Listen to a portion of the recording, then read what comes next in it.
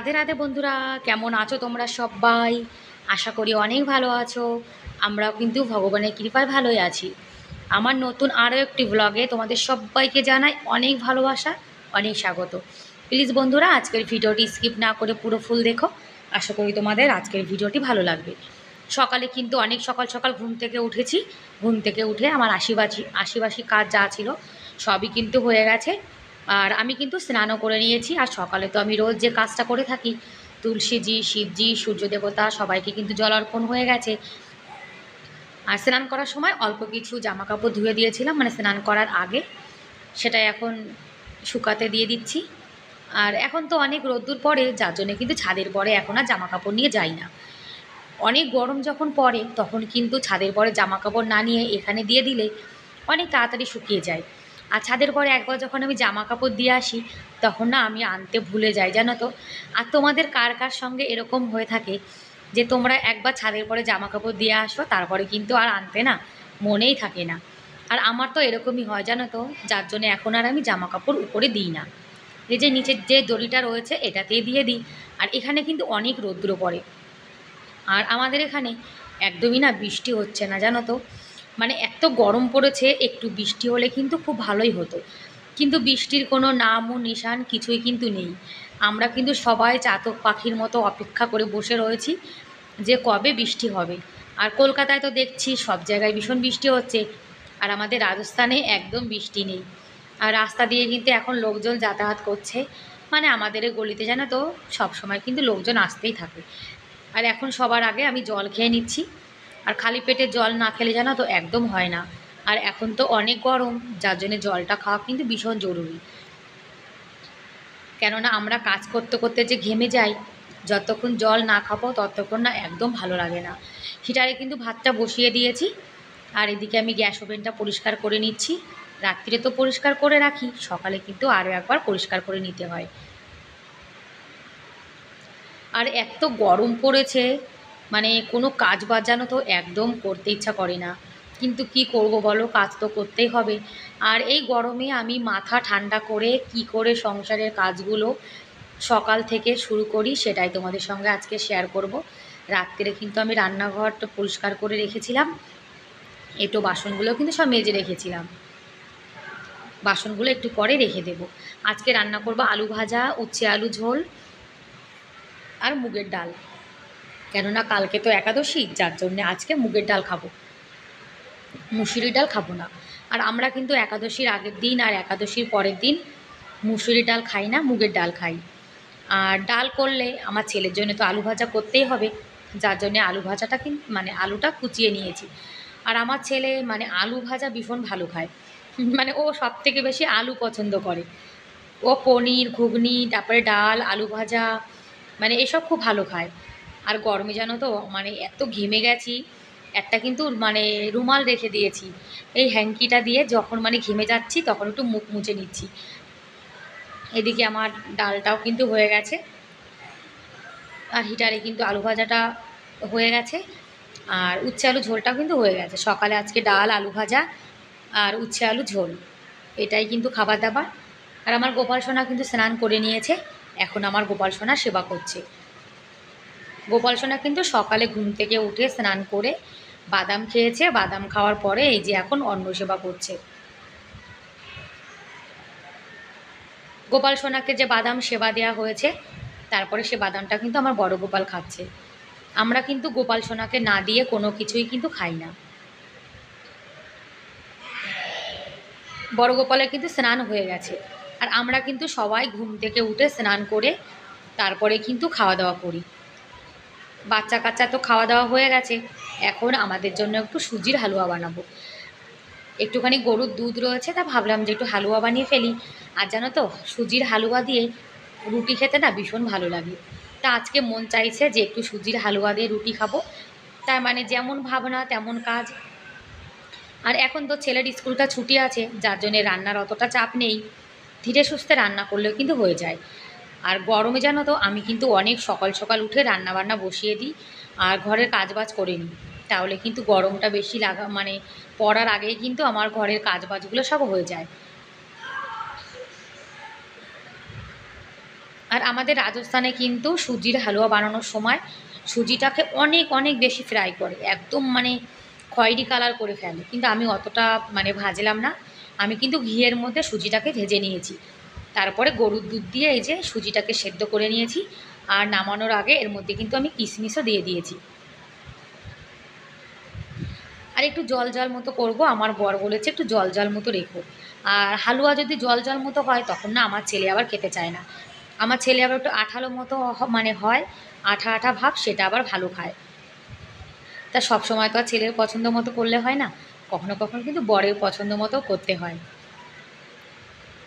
আর আমাদের মেয়েদের জীবনটা কিন্তু স্বামী সন্তান সংসার এটা নিয়েই কেটে যায়, আর এটাই হলো আমাদের জীবন। সুজির হালুয়াটা হয়ে গেছে, এখন চা বসিয়ে দিয়েছি। আজকে কারেন্ট ছিল, যার জন্যে কিন্তু আমার রান্নাটা অনেক তাড়াতাড়ি হয়ে গেছে। হিটারে ভাতটা হয়ে গেছে, তারপরে আলু ভাজাটাও করে নিয়েছি, আর ইন্ডাকশানে কিন্তু আমি উচ্ছে আলু ঝোলটাও করে নিয়েছি। আর এখন একটু চা খেয়ে নেব। আর আমরা কিন্তু গোপাল সোনাকে সেবা না দিয়ে কখনোই কিন্তু কিছু খাই না। গোপাল সোনাকে সেবা দিয়ে তারপরে এই যে চা খাচ্ছি, চা খাবো, তারপরে রুটি বানাবো।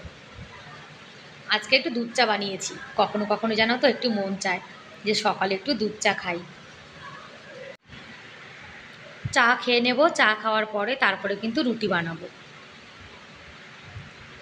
তারপরে চলে এসেছি, এখন রুটি বানিয়ে নেব। আমার দুই বাচ্চা তো ভাত খেয়েছে, আর আমরা রুটি খাবো।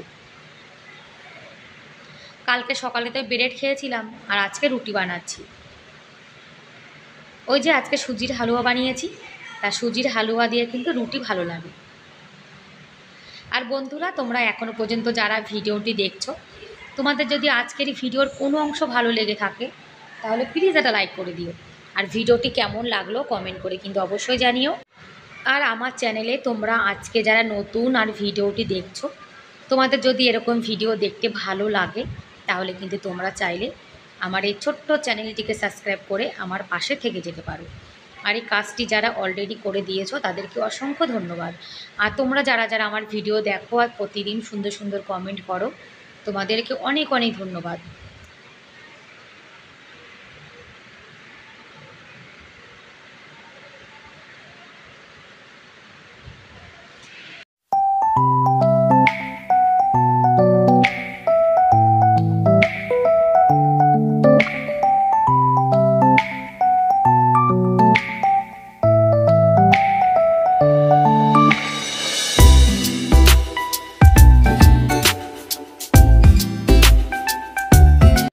রুটি বানানো কিন্তু হয়ে গেছে, আর আমি কিন্তু রুটিতে এখন ঘি লাগিয়ে নিচ্ছি। রুটিতে ঘি লাগালে রুটি কিন্তু অনেকক্ষণ পর্যন্ত নরম থাকে, আর ঘি না লাগালে দেখবে রুটিটা পরে কিন্তু শক্ত হয়ে যায়। আর ঘি ছাড়া রুটি যেন তো একদমই ভালো লাগে না। আর যখন ঘি না থাকে তখন যেন তো আমি রুটি খাইই না, মানে ঘি দিয়ে রুটি খেয়ে এমন একটা অভ্যাস হয়ে গেছে। এদিকে রুটি আর এই যে সুজির হালুয়া, এটাই হলো আজকে সকালের আমার আর আমার বরের খাবার। আর দুই বাচ্চা তো ভাত খেয়েছে। সকালে রুটি খাবো, দুপুরে ভাত খাবো। খাওয়া দাওয়া হয়ে গেছে, তারপরে কিন্তু চলে এসেছি বাসন মাজতে।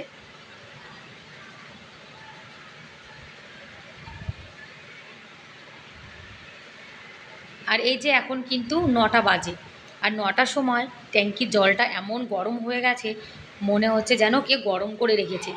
মানে এখন ট্যাঙ্কির জলটা যেন তো ঠান্ডাই থাকে না, সব সময় ভীষণ গরম হয়ে থাকে। আর শীতকালে যদি একটু জলটা এরকম গরম থাকতো তাহলে কিন্তু বাসন মাজতে ভীষণ ভালো লাগতো। আর আমাদের জন্য খাবার দাবার তুলে রেখে দিয়েছি, আর আমার গোপাল সোনার জন্য কিন্তু আলাদা করে তুলে রেখেছি। আর রান্নাঘরটাও কিন্তু পরিষ্কার করে নিয়েছি। বাসনগুলো কিন্তু সব মাজা হয়ে গেছে, এই যে রেখে দিয়েছি। আর এ পাশটাও গোছানো গাছানো হয়ে গেছে, গ্যাস ওভেনটাও পরিষ্কার করে নিয়েছি। আর যত বেলা বাড়তে থাকে তত কিন্তু গরম যেন তো আরও বেড়ে যায়।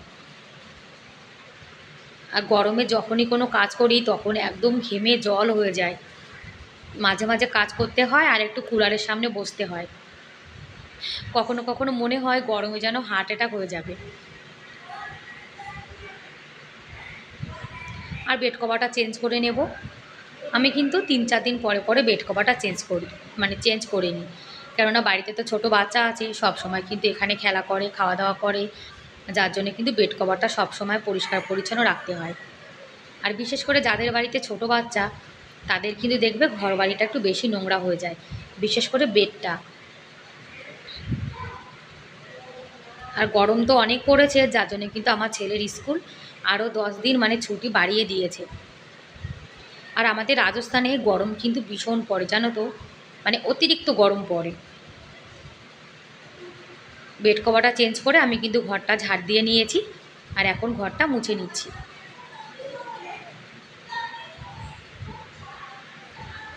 অন্য সব ঘরগুলো কিন্তু আমি স্নান করার আগে ঝাড় দিয়ে মুছে নিয়েছিলাম। এ ঘরে তো গোপাল সোনা শুয়েছিল, তারপরে আমার ছেলে শুয়েছিল, যার জন্য কিন্তু ঘরটা মোছাও হয়নি, ঝাঁটও দেওয়া হয়নি। আর এখন ঝাড় দিয়ে মুছে নিচ্ছি। রোজ কিন্তু ওই একই কাজ করতে হয়, জানো তো, রান্না বান্না, ঘর মোছা, জামা কাপড় ধোয়া, মানে আমাদের বেশিরভাগ মহিলাদের কিন্তু একই রকমের কাজ থাকে। সকালে তো কিছু জামা কাপড় ধুয়ে দিয়েছিলাম, যেগুলো হালকা, সেগুলো কিন্তু শুকিয়ে গেছে। আর দেখো কতটা রৌদ্র উঠেছে, এখন কিন্তু 9:30 বাজে। আর 9:30টার সময় দেখো, মানে এই এত রোদ্দুরের তাপ, মনে হচ্ছে যেন এখন দুপুর 1টা বাজে। যে জামা কাপড়গুলো শুকিয়ে গেছে সেগুলো এখন তুলে নিচ্ছি, আর কিছু জামা কাপড় এখন আবার ধুয়েছি, সেগুলো এখন শুকাতে দেব।